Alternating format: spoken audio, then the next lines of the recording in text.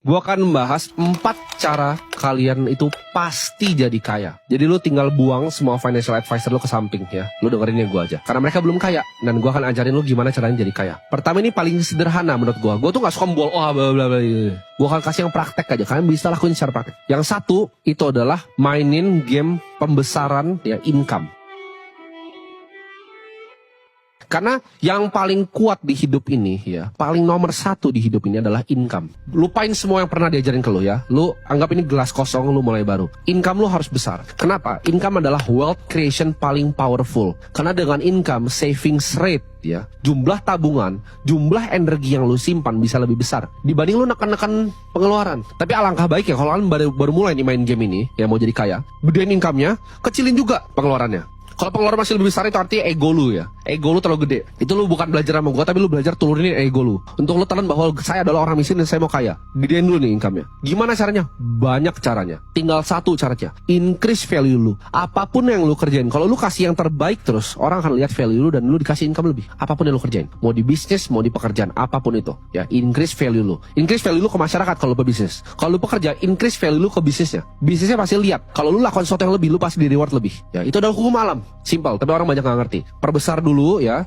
Karena ini unlimited nih. Lu bisa 10 juta, bisa 20, bisa 1 miliar, bisa 10 miliar. Ada gak yang 100 miliar sebulan? Ada. Ya, gue tahu orang yang bikin 100 miliar sebulan income-nya. Nah, jadi ini bisa digedein sampai unlimited. Pengeluarannya tekan dulu ya. Kalau bisa 2 juta, 2 juta, 3 juta, 3 juta. Sisanya simpan. Itu aturan pertama dari permainan energi. Yaitu lu harus bisa untuk menyimpan energi. Karena uang itu adalah energi ya. Uang sama dengan energi, kita harus belajar untuk menyimpan energi ya. Bikin energi. Nah, caranya gimana? Biar gak tergerus nih. Satu, ini masih masuk poin ke 1 ya. Jadi misalnya 1A gitu ya. Karena video tanpa skrip ini dari otak gua. 1A itu adalah ini. Hindari segala macam hutang. Apapun tuh hindarin. Mau keluarga lu ajarin KPR, lu buang jauh-jauh. Semua ajaran financial advisor tentang hutang itu salah. Hidup itu nggak boleh berhutang. Kenapa? Karena hutang itu ambil kekuatan paling kuat kalian, yaitu tadi savings rate. Karena itu bisa dipakai untuk bikin yang nanti kedua dan ketiga dan keempat. Mulai dari fondasi pertama. Ini nggak boleh di skip. Aturan ini nggak boleh di skip. Karena kita step by step. Ya. Satu itu tadi, conserve energinya, simpan energinya. Ya. Mau keluarga kalian bilang ini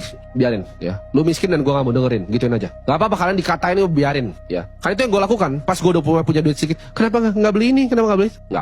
Nggak mau beli mas, nggak. Karena gue tahu cara mainin gamenya dan gue udah punya game plan-nya dan udah rapi. Dan ini gue share nih game plan yang gue punya dulu ke kalian. Kalian build dulu tuh. Jangan punya hutang, jangan pernah ngambil KPR, jangan pernah ambil KKB. Lu belum bisa beli cash, lu nggak mampu artinya. Sesimpel itu. Apakah salah ngekos? Apakah salah kontrak? Enggak. Ya, gue bisa bantah semua financial advisor miskin kalian. Gak ada salahnya dengan ngekos, gak ada salahnya dengan nyewa. Kenapa? Karena yield di Indonesia itu kecil banget. Ya, jangan samain sama di New York. Yieldnya 6,5%. Yield under 5% dari harga total barangnya itu kalian harus pakai justru. Ya, kesempatan untuk sewa. Apakah ini nggak dilakukan sama orang kaya? Gua kenal teman gue yang luar biasa kaya, luar biasa kaya. Dia bahkan udah punya rumah asli di Menteng, ya, rumah besar sekali di Menteng. Tapi dia tinggal di mana? Di Bali. Dan apakah dia beli properti di Bali? Tidak. Dia villa hopping, setiap 3 bulan pindah villa. Ya super mahal villanya. Tapi dia pun nggak beli villanya, karena menurut dia bosan. Apakah salah lakukan itu? Enggak. Ya, jadi nggak ada salahnya dengan ngekos. Lebih baik kalian ngekos, kalian telan ego, ya mau dikatain sama kalian nggak usah, biarin aja. Dibanding kalian udah terlanjur masuk cicilan, kalian masuk ke perangkap hutang yang kalian nggak bisa keluar selama 20 tahun. Itu ngegrogotin saving rate ya. Energi lu kasih ke bank, lu lemparin ke bank. 5 tahun pertama lu bayarin cicilan, energi lu hilang. Jangan pernah hilangin energinya. Di conserve. Sewa itu bukan buang-buang duit. Nah, yang pertama itu dulu. Itu udah kuat, udah pakem, ya lu udah save uangnya. Next step ya. Next step ada bikin fondasi.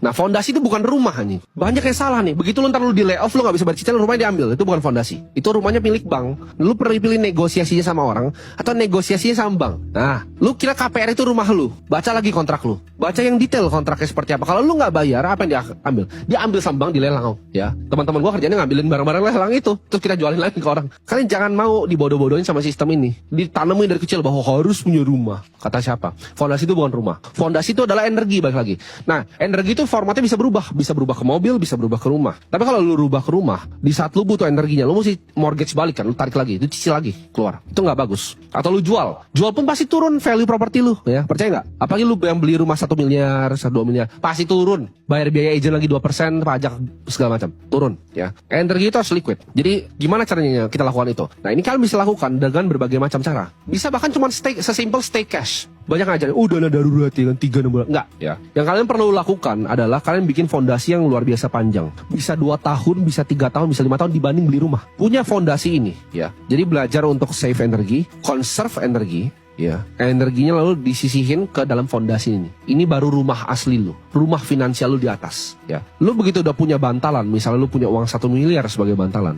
itu enak kan rasanya. Lu mau ngapa-ngapain enak rasanya, udah gampang. Ya, ini terserah. Lu mau taruh di surat hutang dimanapun terserah. Itu preferensi lu. Gua nggak akan kasih saran lu misalnya mau masuk money market atau mana, itu terserah lu. Stay cash juga boleh. Tapi lu punya fondasi yang luar biasa kuat yang nggak bisa digoyahkan. Lu ibaratnya di PHK pun lu bakal ketawa. Lu bisnis lu bangkrut lu bakal ketawa. Nah, fondasi ini udah punya. Baru ke next step yaitu investasi.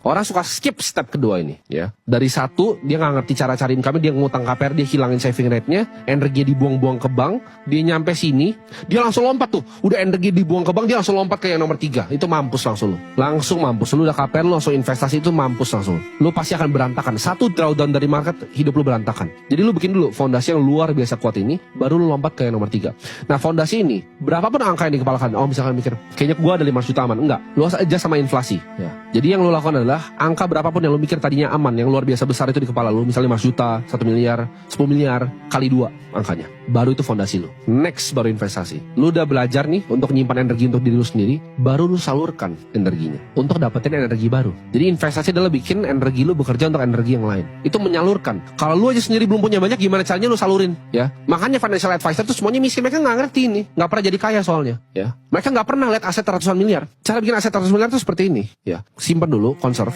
baru kalian salurin. Nah, salurin ini penting banget. Penting banget untuk kalian lakukan apa? Yang namanya fokus. Fokus ke industri yang memang kalian pilih. Maksudnya apa? Sebelum kalian belajar untuk nyalurin, kalian pilih dulu kira-kira yang kalian tuh lebih natural kemana. Misalnya ke saham, ke properti, ke kripto, kemana. Kalau gue pribadi gue pilih kripto. Tapi kalian pilih satu bidang yang kalian akan dalamin seumur hidup kalian. Dan kalian master bener-bener bidangnya. Kalian salurin semuanya di satu bidang. Jadi ini agak sedikit kontroversial dan berbeda dengan yang diajar financial advisor. Kita nggak perlu diversifikasi. Kenapa? Karena kita menyalurkan energi. Kita cari yang terbaik untuk bikin uang kita double. Karena kita udah punya fondasi tadi di tengah. Ya. Step ketiganya berinvestasi atau menyalurkan energi. Step 4 adalah kita fokus dalam menyalurkan energi.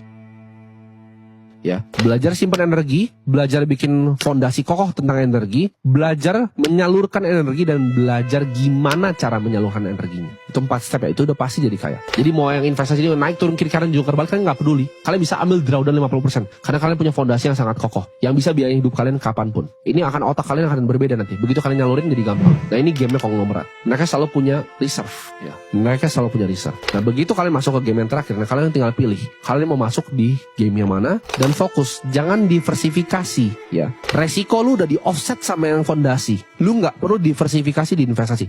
Selalu konsentrasi, hajar 1 atau 2 aset. Lu lihat nih misalnya lu orang properti. Oke, ini mall ini under value, hantem langsung hajar beli mall gitu ya. Nggak perlu beli rumah-rumah kecil-kecil kos-kosan banyak, nggak perlu. Itu game orang nggak punya duit. Lu lihat gedung murah hantem langsung ya. Lu lihat saham nih ya. Udah pada kayak supermarket 12 gitu karena mau diversifikasi risiko. Apa yang lu mau diversifikasi? Lu nggak pernah bisa miskin, lu udah punya fondasi.